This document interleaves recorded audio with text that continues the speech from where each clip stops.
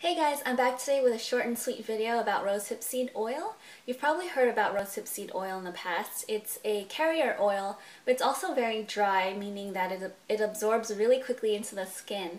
And it's very good for skincare because you don't have to sit around and wait for it to absorb, and it's not uber greasy or anything like that. Rosehip seed oil is used a lot in cosmetics for mature skin or really dry skin or skin that needs repair of some sort. I got the Life Flow brand pure rosehip seed oil, and they tell you, well, experts say that if you're gonna use rosehip seed oil in your natural skincare routine, you should go for the cold pressed organic version, which is what I have.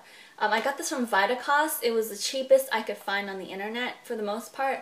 It was $5 for 1 ounce, but I've seen it as high as maybe like $15 or $20 for the same amount. The Life Flow one comes in a dropper bottle, an amber bottle with one of these nice droppers.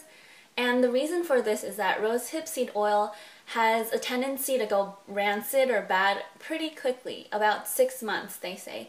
You should definitely store it in the refrigerator between uses and try to use it up as quickly as possible. Life Flow added vitamin E to it, which is I think an antioxidant, so it prevents the oil from going bad as quickly. It expires in September 2015 and I got this at the end of 2013. That's close to about 2 years, but I'm a little skeptical, to be honest. I'm not going to be keeping it around for that long. So this is what it looks like. It's a very, it is quite thick, but it's not gooey or anything like that.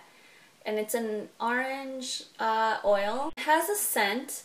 It does smell, to me, it kind of smells like fish oil a little bit, which is kind of odd. It's not really offensive. To me, it's not offensive. And once you rub it in and it absorbs, it goes away pretty quickly, the scent. The only concern about the coloring of this is I would suspect that if you use it too often, your skin might take on a yellower tint to it.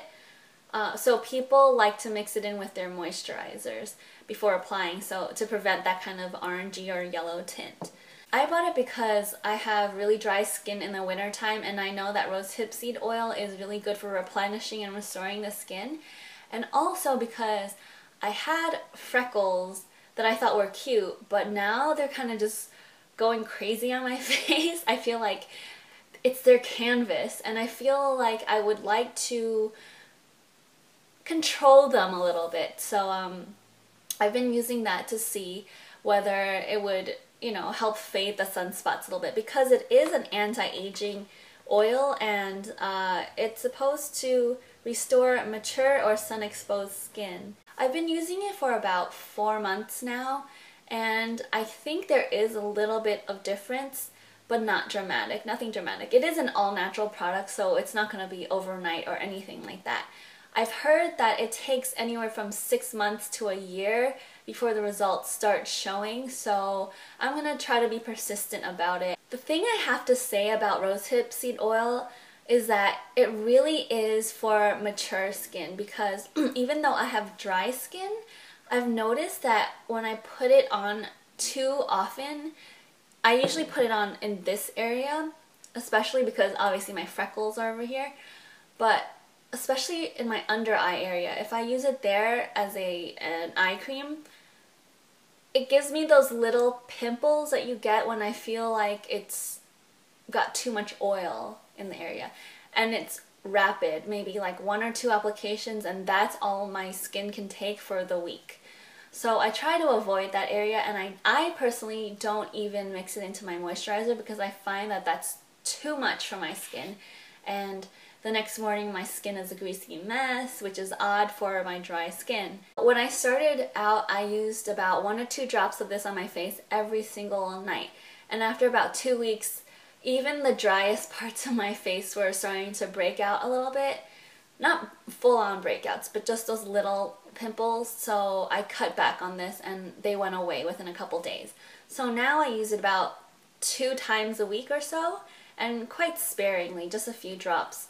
And they recommend that you put it into your hands, you go like this, and then you just dab it onto the areas you would like. So don't apply it directly onto the skin. I don't know what the reasoning is behind that, but on the face it's probably just easier to spread if you put it in your hands first. I've also used it for scarring, which is one of the properties of rosehip seed oil. It's supposed to help fade scars and age marks, which is why I'm using it on my freckles.